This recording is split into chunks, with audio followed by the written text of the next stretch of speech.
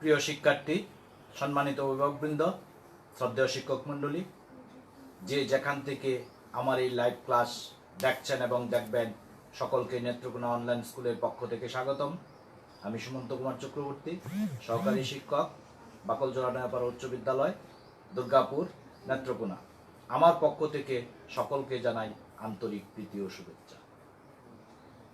প্রিয় শিক্ষার্থী, আজ আমি তোমাদেরকে যে পদার্থবিজ্ঞান ষষ্ঠ অধ্যায় বস্তুর উপর তাপের প্রভাব নিয়ে আলোচনা করব। তোমরা যথারীতি তোমাদের বই খাতা কলম সাথে নিয়ে নাও। আমি যে টপিকসগুলো নিয়ে আজকে আলোচনা করব তা হলো তাপ, তাপমাত্রা, ত্রৈধবিন্দু, তাপ ও তাপমাত্রার মধ্যে পার্থক্য, তাপমাত্রার স্কেল, তাপজনিত প্রসারণ এবং এই সম্পর্কিত গাণিতিক সমস্যা নিয়ে আলোচনা করব। প্রিয় শিক্ষার্থী, আমরা ছোট ক্লাসেই পড়েছি এক প্রকার শক্তি। তবে ওই তাপ আমাদেরকে দুইটা জিনিসের অনুভূতির জন্ম দেয়। একটা হলো গরম এবং ঠান্ডা। যদি তাপ বেশি লাগে তাহলে আমরা বলি কি আমাদের গরম লাগছে, আর যদি কমে যায় তাহলে বলি আমাদের ঠান্ডা লাগছে। অর্থাৎ ওই তাপের মাধ্যমে আমরা তাহলে কি করতে পারি, ওই ঠান্ডা বা গরমের একটা অনুভূতি আমাদের জাগে। তাহলে আমরা যদি তাপের সংজ্ঞাটা এইভাবে লিখি যে তাপ এক প্রকার শক্তি, এক প্রকার শক্তি যা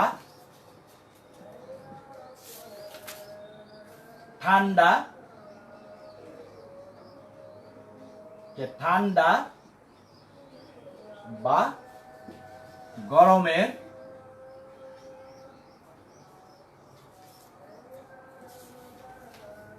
অনুভূতি জাগায়। তাহলে আমরা এমন একটা শক্তি, যে শক্তিটা আমাদের ঠান্ডা বা গরমের অনুভূতি জাগায়, তাকেই কিন্তু আমরা বলবো তাপ। তাহলে দেখো, এই তাপের আন্তর্জাতিক পদ্ধতিতে এককটা কিন্তু কি আমাদের জুল। আন্তর্জাতিক পদ্ধতিতে তাপের একক জুল। আর আন্তর্জাতিক পদ্ধতির চালুর পূর্বে কিন্তু তাপের একক ছিল কি ক্যালোরি। আন্তর্জাতিক পদ্ধতি চালুর পূর্বে তাপের একক ছিল ক্যালোরি। আমরা কিন্তু জানি যে 1 calorie is equal two 4.2 joule. 1 calorie সমান কিন্তু 4.2 জুল। তাহলে এটা কিন্তু অনেক সময় আমাদের নৈর্বৃত্ত থেকে এইভাবেও আসতে পারে। তাহলে যে 1 জুল সমান কত ক্যালোরি হবে, 1 জুল ইজ ইকুয়াল টু, তখন কিন্তু হবে 0.42 ক্যালোরি প্রায়। প্রিয় শিক্ষার্থী, এবারে দেখো তাহলে আমরা ওই ক্যালোরি জিনিসটা কি আমরা পাইছি, সেটা আগে ছিল আন্তর্জাতিক পদ্ধতি চালুর পূর্বে তাপের একক ছিল ক্যালোরি। তখন যদি তাকে আমরা সংজ্ঞায়িত করতে যাই তাহলে আমরা এইভাবে লিখতে পারি যে 1 গ্রাম পানির তাপমাত্রা 1 ডিগ্রি সেলসিয়াস বৃদ্ধি করলে যে পরিমাণ তাপের প্রয়োজন হবে তাকেই কিন্তু বলি আমরা 1 ক্যালোরি। যে 1 গ্রাম পানির তাপমাত্রা 1 ডিগ্রি সেলসিয়াস বৃদ্ধি করলে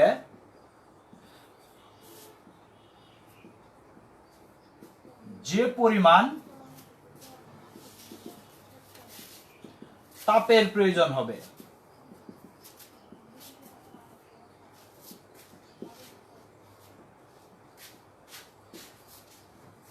তাকে 1 ক্যালোরি বলা হয়।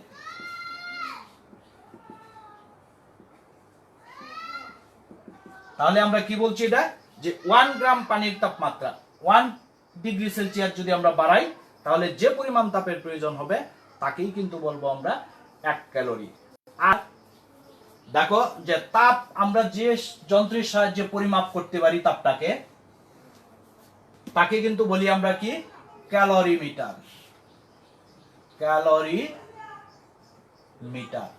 অর্থাৎ তাপ পরিমাপের যন্ত্রের নাম হবে ক্যালোরিমিটার।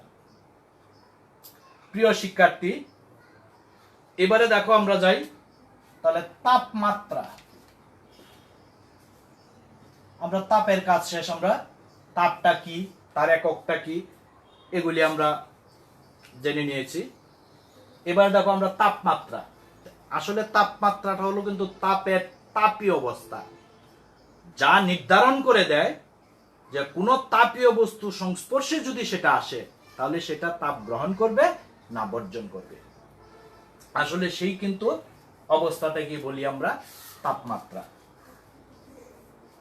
তাহলে আমি কি বলছি, তাপমাত্রাটা হলো তাপের তাপীয় অবস্থা, যা নির্ধারণ করে ওই তাপীয় বস্তুর সংস্পর্শে যদি সে আসে তাহলে সে তাপ গ্রহণ করবে না বর্জন করবে। তাহলে যদি তাপীয় বস্তুর সংস্পর্শে আসে তাহলে সে গ্রহণও করতে পারে অথবা বর্জনও করতে পারে। তাহলে সেটাকেই কিন্তু বলবো আমরা তাপমাত্রা। তাহলে দেখো আমরা একটু সংজ্ঞাটা লিখে নেও যে তাপমাত্রা তাপের তাপীয় অবস্থা, যা নির্ধারণ করে ওই বস্তুটি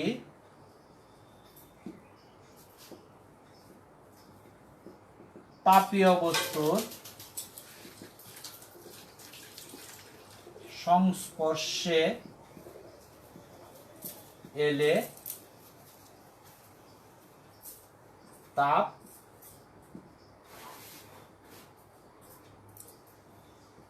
গ্রহণ করবে না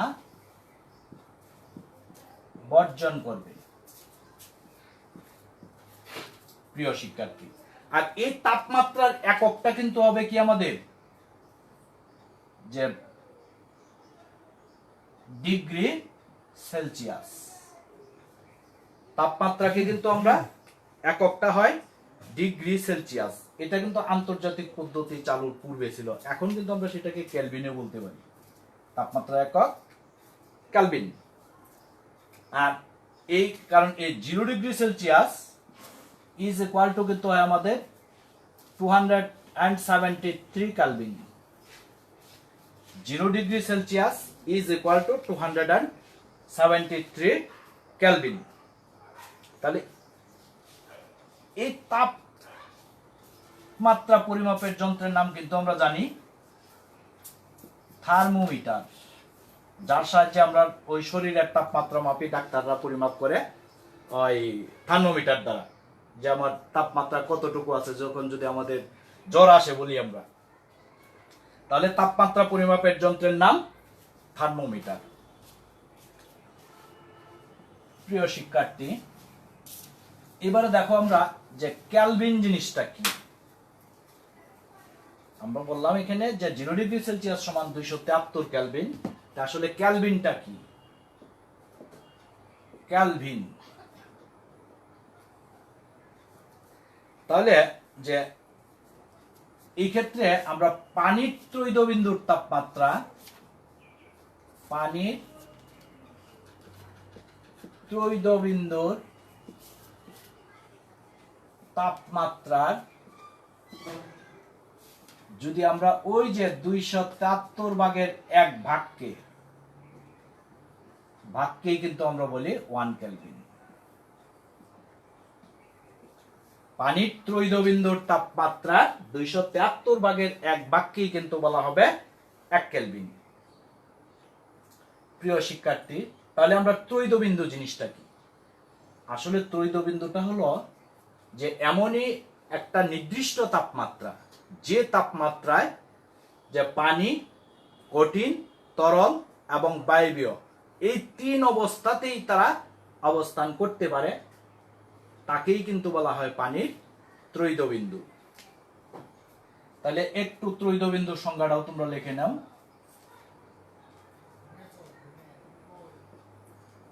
ত্রৈধবিন্দু, তাহলে আমরা কি বলছি? ত্রৈধবিন্দুটা যে নির্দিষ্ট তাপমাত্রায়, যে নির্দিষ্ট তাপমাত্রায় পানি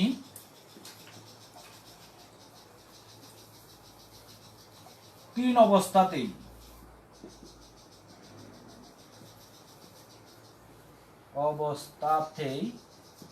সহ অবস্থান করতে পারে।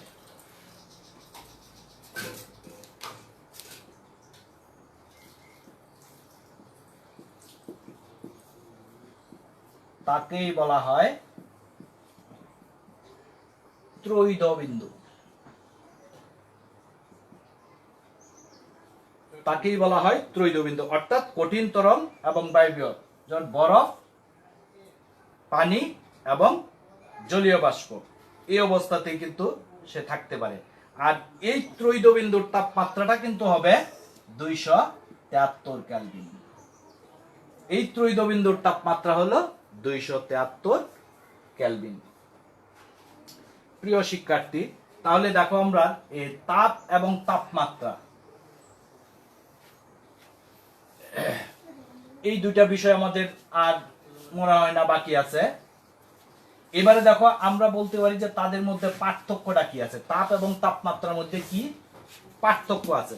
দেখো পার্থক্য কিন্তু আমরা এইভাবে লিখতে পারতাম যে তাপ ও তাপমাত্রার মধ্যে পার্থক্য নিম্নে দেওয়া হলো, যে এই একদিকে আমরা লিখি তাপ, এদিকে হলো তাপমাত্রা। 1 নম্বরে লিখবা এখানে তাপের সংজ্ঞা, আমরা যেটা আগে লিখে দিয়েছি। এখানে লিখবা তাপমাত্রার সংজ্ঞা, যে তাপের একক জুল, তাপমাত্রার একক ডিগ্রি সেলসিয়াস। আমরা পড়ে নিয়েছি যে তাপ পরিমাপের যন্ত্রের নাম ক্যালোরিমিটার, তাপমাত্রা পরিমাপের যন্ত্রের নাম থার্মোমিটার। আমাদের পার্থক্য কিন্তু হয়ে গেল। আমরা ওই যে সংজ্ঞা এবং যা এখান থেকে এককগুলি পেয়েছি যে কি দ্বারা প্রকাশ করা হয় এবং তার পরিমাপ, ওইগুলি লিখলে আমাদের কি হয়ে যায়? তার পার্থক্য হয়ে যায়। প্রিয় শিক্ষার্থী, এবারে দেখো আমরা তাপমাত্রার স্কেল। আমরা যে তাপমাত্রা পরিমাপ করি তার স্কেল কিন্তু আমরা 3টা স্কেলে আমরা তাপমাত্রাটা পরিমাপ করি। 1 নম্বর হলো তোমার Celsius, Celsius scale, Kelvin scale,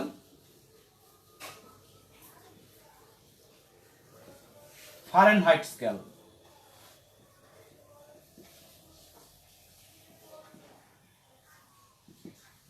তাহলে ওই তাপমাত্রার স্কেল কিন্তু আমরা ওই তিনটা স্কেলের সাহায্যে কিন্তু আমরা তাপমাত্রা পরিমাপ করতে পারি। এখানে দেখো সেলসিয়াস নামক একজন বিজ্ঞানী যে স্কেলটা প্রদান করেছিলেন তার নাম অনুসারে সেই স্কেলটাকে বলা হয় সেলসিয়াস স্কেল। কেলভিন নামক বিজ্ঞানীর নাম অনুসারে ওই স্কেলটাকে বলা হয় কেলভিন স্কেল। আর ফারেনহাইট নামক বিজ্ঞানীর নাম অনুসারে সেই স্কেলটাকে বলা হয় ফারেনহাইট স্কেল। এবারে দেখো আমরা ওই 3টা স্কেলের মধ্যে কিন্তু একটা সম্পর্ক আছে। আমরা কিভাবে সেই সম্পর্কটা আমরা নির্ণয় করব একটু দেখো। প্রিয় শিক্ষার্থী, হয়তো তোমাদের একটু অসুবিধা হতে পারে, কারণ বিদ্যুৎটা কিন্তু চলে গেছে। এখন কিন্তু বিদ্যুৎবিহীন আমি ক্লাস নিচ্ছি। এবারে দেখো আমরা যাই, আমি 3টা থার্মোমিটার নিই।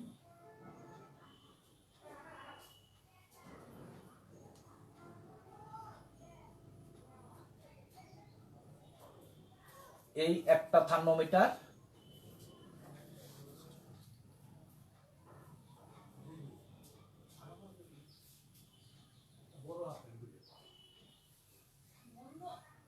এই একটা থার্মোমিটার,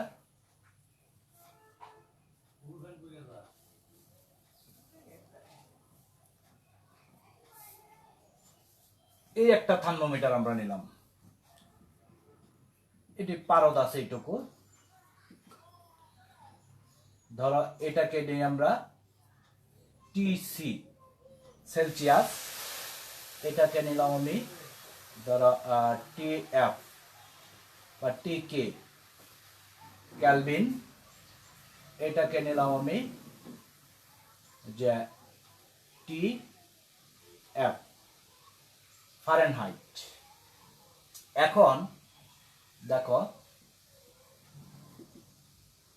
ওই স্কেলগুলার এটার নিম্ন স্থিরাঙ্ক হলো 0 ডিগ্রি সেলসিয়াস, ঊর্ধ্ব স্থিরাঙ্ক 100 ডিগ্রি সেলসিয়াস। এটার নিম্ন স্থিরাঙ্ক হবে কেলভিন 273.15 কেলভিন, ঊর্ধ্ব স্থিরাঙ্ক হবে 373.15 কেলভিন।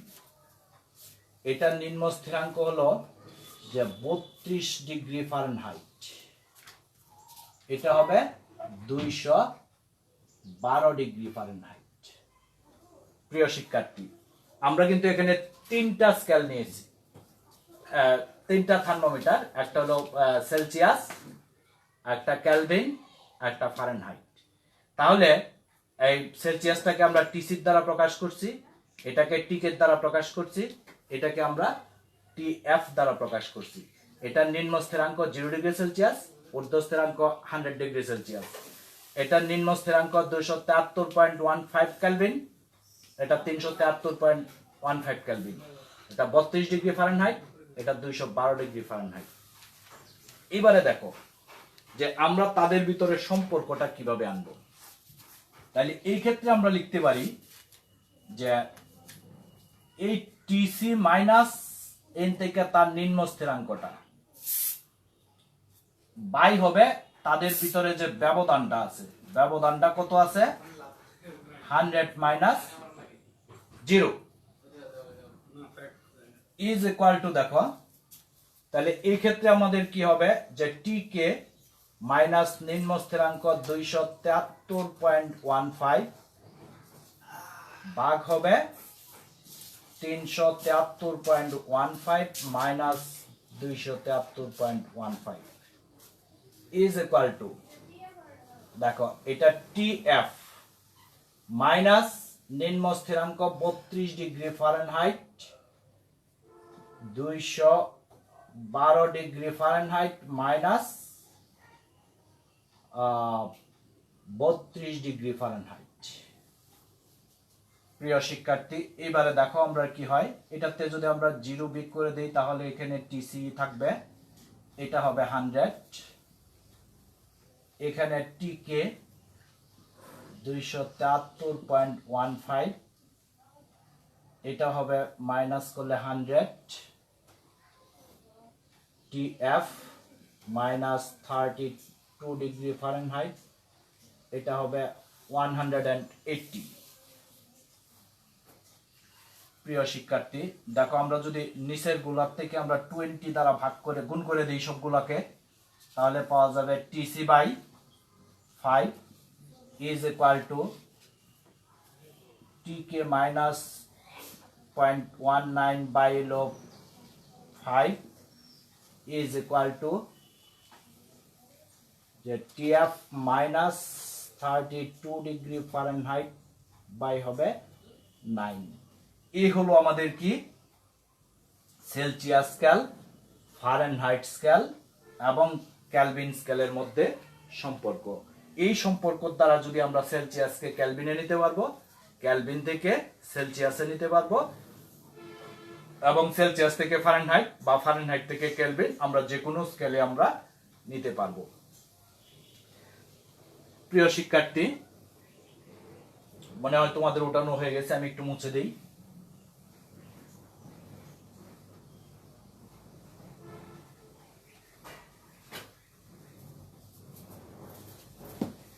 এবারে দেখো যে আমরা কিভাবে পরিবর্তনটা করব। যে যদি এমন থাকে যে একজন সুস্থ মানুষের দেহের তাপমাত্রা, একজন সুস্থ মানুষের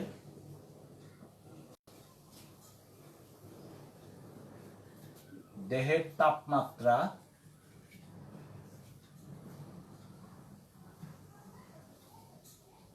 98.4 ডিগ্রি ফারেনহাইট হলে সেলসিয়াস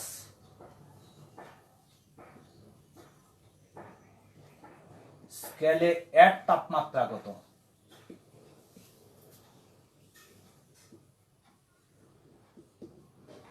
প্রিয় শিক্ষার্থী, এমন যদি আমাদের একটা সমস্যা থাকে তাহলে আমরা কিভাবে সেটা বের করব? দেখো যে দেওয়া আছে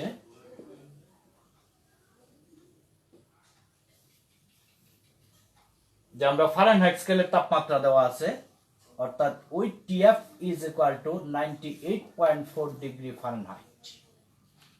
আমাদের বের করতে হবে কি সেলসিয়াস স্কেল, এই টিসি ইকুয়াল টু হোয়াট? তাহলে দেখো আমরা জানি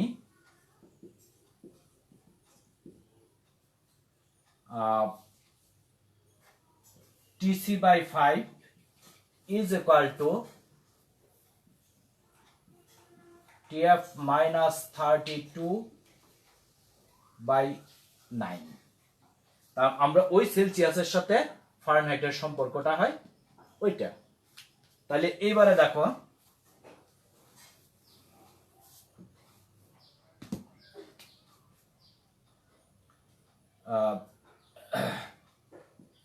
বা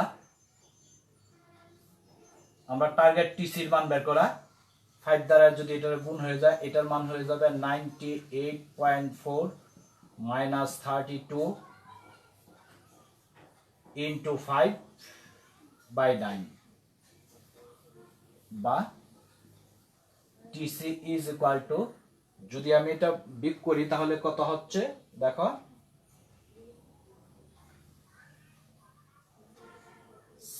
66.4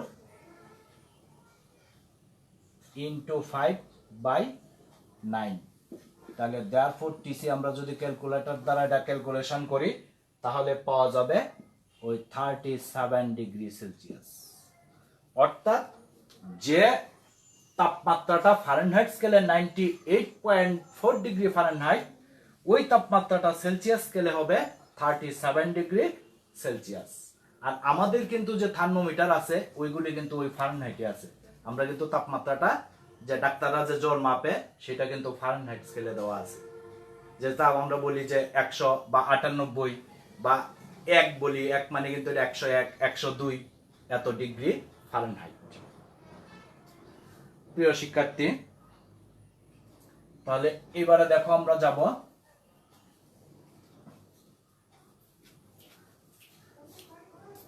তাপজনিত প্রসারণ। কিছু ব্যতিক্রম ছাড়া, আমরা জানি কিছু ব্যতিক্রম ছাড়া তাপ প্রয়োগে সকল পদার্থই প্রসারিত হয় এবং তাপ অপসারণ করলে সেটা সংকুচিত হয়।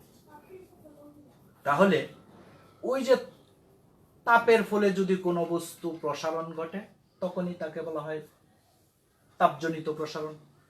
আর এই কঠিন পদার্থের কিন্তু প্রসারণ হয় সবচেয়ে কম, আর বায়বীয় পদার্থের তাপজনিত প্রসারণ হয় সবচেয়ে বেশি। তাহলে দেখো আমরা এই তাপ প্রয়োগের ফলে কঠিন পদার্থের যতটুকু প্রসারণ হবে সেটাই কিন্তু কঠিন পদার্থের প্রসারণ বলা হয়। আর এই কঠিন পদার্থের প্রসারণ কিন্তু আমরা 3 ধরনের হতে পারে। একটা হবে তোমার দৈর্ঘ্য প্রসারণ,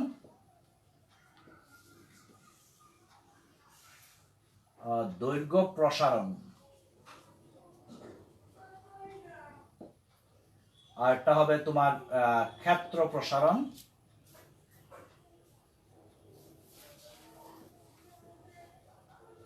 3 নম্বর হবে আয়তন প্রসারণ।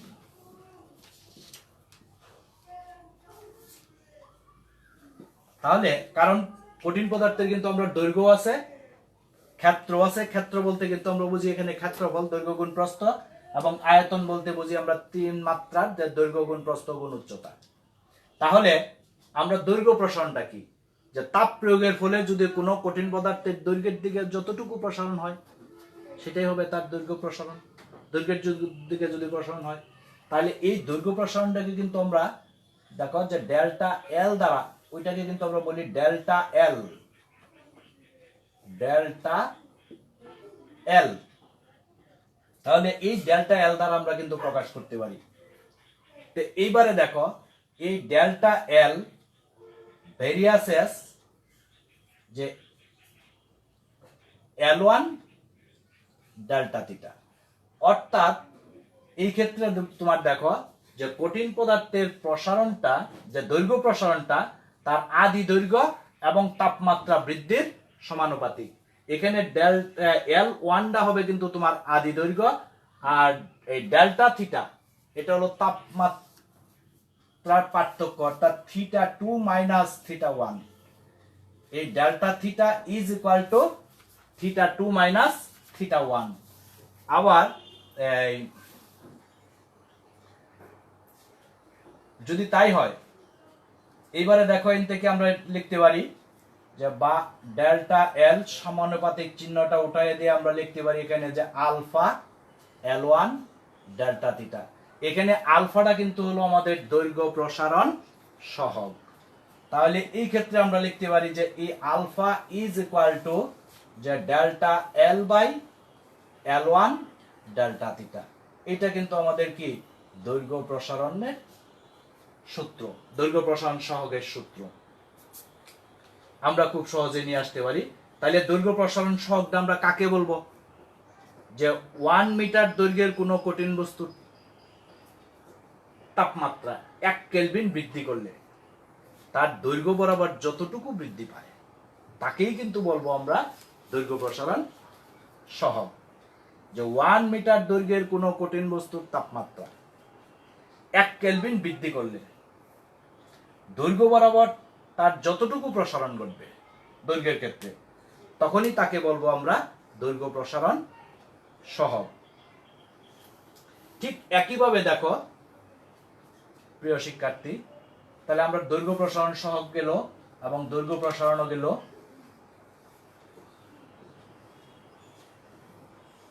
এবারে দেখো আমরা যাই ক্ষেত্র প্রসারণ। ঠিক একই রকম ভাবে লাগবা যে তাপ প্রয়োগের ফলে কোনো কঠিন বস্তুর ক্ষেত্র বরাবর যতটুকু, ক্ষেত্রফল বরাবর যতটুকু প্রসারণ ঘটে তাকেই বলা হয় ক্ষেত্র প্রসারণ। আর এই ক্ষেত্র প্রসারণটাকে কিন্তু আমরা কি দ্বারা প্রকাশ করব? আগে যেহেতু দৈর্ঘ্যটা ছিল ডেল্টা এল, ক্ষেত্রটা হবে কি ডেল্টা এ। তাহলে এই ডেল্টা এ একই রকম ভাবে ভেরিয়াসেস A1 ডেল্টা থিটা, তার মানে আদি ক্ষেত্রফল এবং তাপমাত্রা বৃদ্ধির সমানুপাতিক। যে ক্ষেত্র প্রসারণ ভেরিয়াসেস আদি ক্ষেত্রফল ইনটু তাপমাত্রা বৃদ্ধির সমানুপাতিক। যদি তাই হয় তাহলে এবারে দেখো আমরা এটাকে লিখতে পারি যে delta A is equal two, এই ক্ষেত্রে কিন্তু তার ধ্রুবকটা হবে বিটা A1 ডেল্টা থিটা, অর্থাৎ তাহলে এই ক্ষেত্রে এই বিটা ইজ ইকুয়াল টু কত হবে আমাদের delta A by A1 delta theta, অর্থাৎ বিটাটা এখানে কি ক্ষেত্র প্রসারণ সহগ। এই কিন্তু আমাদের ক্ষেত্র প্রসারণ সহগের সূত্র আমাদের বেরিয়ে আসলো যে বিটা ইজ ইকুয়াল টু যে delta A by A1 delta theta.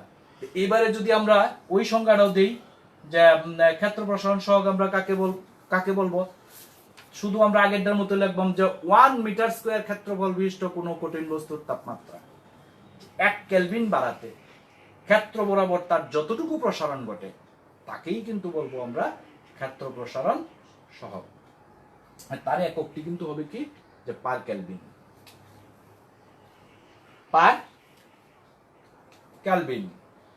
এবারে দেখো আমরা যাই আয়তন প্রসারণ সহগ বা আয়তন প্রসারণ। ঠিক একইভাবে আমরা করব কাজটা, লক্ষ্য করো আয়তন প্রসারণ। প্রিয় শিক্ষার্থী, তাহলে আমরা সংজ্ঞাটা একইভাবে দিব যে তাপ প্রয়োগের ফলে কোনো কঠিন পদার্থের আয়তন বরাবর যতটুকু প্রসারণ ঘটে তাকেই বলবো আমরা আয়তন প্রসারণ। আর এই আয়তন প্রসারণকে কিন্তু আমরা কি ডেল্টা ভি দ্বারা প্রকাশ করা হবে, যেহেতু ভলিউম আয়তন ভি। তাইলে এই ক্ষেত্রে আমরা লিখতে পারি কিন্তু যে delta V varies as V1 delta theta, অর্থাৎ আদি আয়তন এবং তাপমাত্রা বৃদ্ধির সমানুপাতিক। তাইলে এই ক্ষেত্রে দেখো বা delta V is equal two, এই ক্ষেত্রে ধ্রুবকটা হবে গামা ভি1 ডেল্টা থিটা। যদি তাই হয়, এখানে গামাটা কিন্তু কি আমাদের আয়তন প্রসারণ সহগ। তাইলে এই ক্ষেত্রে আমাদের এই gamma is equal to delta V by V one delta theta. এখানে গামা আয়তন প্রসারণ সহগ। তাহলে তার সংজ্ঞাটাও কিন্তু আমরা এইভাবে দিতে পারি যে 1 কিউবিক মিটার আয়তনের কোনো কঠিন বস্তুর তাপমাত্রা 1 কেলভিন বাড়াতে তার আয়তন যতটুকু বৃদ্ধি পায় তাকেই আয়তন প্রসারণ সহগ বলা হয়। তাহলে প্রিয় শিক্ষার্থী, আরেকটা জিনিস দেখো, আমরা তথ্য পাবো যখন এই বিটা ইজ ইকুয়াল টু কিন্তু হবে আমাদের 2 আলফা। কারণ এখানে আলফাটা ছিল দৈর্ঘ্য একমাত্রার, বিটাটা হলো দ্বিমাত্রিক। তাহলে এই বিটা সমান হবে 2 আলফা, আবার গামা সমান হবে 3 আলফা। এটাও কিন্তু আমাদের যে বিভিন্ন গাণিতিক সমস্যায় কাজে লাগতে পারে। প্রিয় শিক্ষার্থী,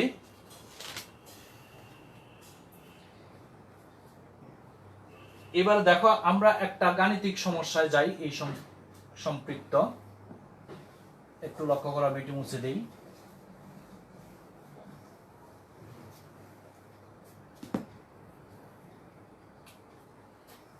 বিশ ডিগ্রি সেলসিয়াস তাপমাত্রার একটি ইস্পাতের পাতের দৈর্ঘ্য যদি এমন থাকে যে 20 ডিগ্রি সেলসিয়াস তাপমাত্রার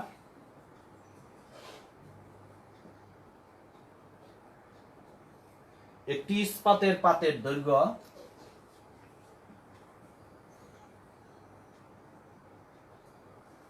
একটি ইস্পাতের পাতের দৈর্ঘ্য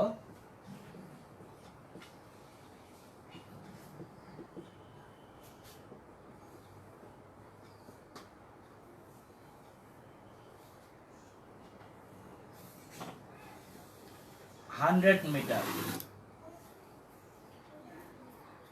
50 ডিগ্রি সেলসিয়াস তাপমাত্রায়, 50 ডিগ্রি সেলসিয়াস তাপমাত্রায়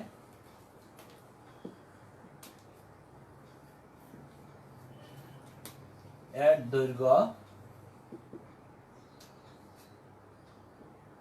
100.033 মিটার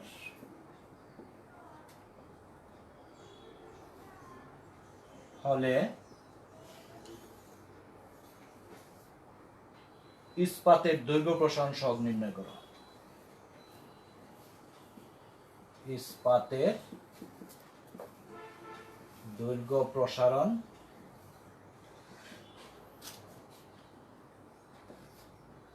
সহগ নির্ণয় করো। প্রিয় শিক্ষার্থী, এই ছিল আমাদের সমস্যাটা। দেখো আমি আবার বলছি যে 20 ডিগ্রি সেলসিয়াস তাপমাত্রার একটি ইস্পাতের পাতের দৈর্ঘ্য 100 মিটার, 50 ডিগ্রি সেলসিয়াস তাপমাত্রায় এর দৈর্ঘ্য 100.033 মিটার হলে ইস্পাতের দৈর্ঘ্য প্রসারণ সহগ নির্ণয় করো। তাহলে যা দেওয়া আছে আমরা তা লিখব। দেখো দেওয়া আছে θ1 is equal to 20 ডিগ্রি। আদি তাপমাত্রা তোমরা লিখে নিও যে আদি তাপমাত্রা θ1, শেষ তাপমাত্রা θ2 50 ডিগ্রি সেলসিয়াস। therefore এই ডেল্টা থিটা তাপমাত্রার পার্থক্য কত হবে? 50 - 20 degree Celsius, 30 degree Celsius is equal to 30 Kelvin. এই আমরা পাই গেলাম তাপমাত্রার পার্থক্য। আর আদি দৈর্ঘ্য কত আছে? যে L1 বলা আছে 100 মিটার, শেষ দৈর্ঘ্যটা L2 বলা আছে 100.033 মিটার। দেখো আমি এদিকে লিখি, একটু মুছে দিই এটা।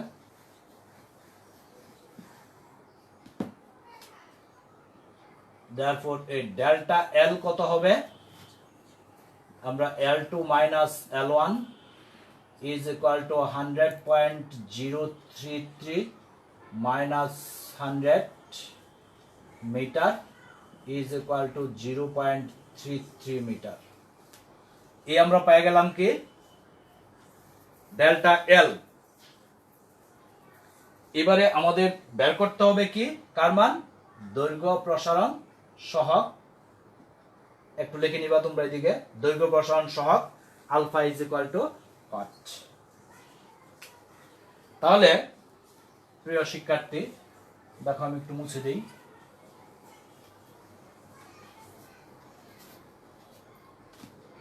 তাহলে আমরা জানি আলফা ইজ ইকুয়াল টু, যে সূত্রটা আমরা একটু আগেই পড়েছিলাম, যে delta L by L1 delta theta. এইবারে আমরা শুধু মানগুলি এখানে বসাই দিব। 0.033,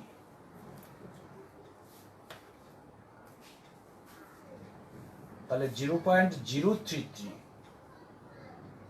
ভাগ কত হবে, L1 এর মান হলো 100 মিটার ইন্টু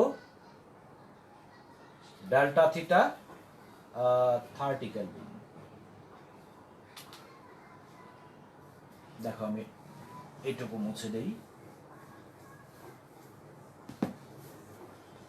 তাহলে এটাকে যদি আমরা ক্যালকুলেশন করি, তোমরা ক্যালকুলেটর দ্বারা ক্যালকুলেশন করবা, তাহলে পাওয়া যাবে 11 ইন্টু 10⁻⁶ পার কেলভিন।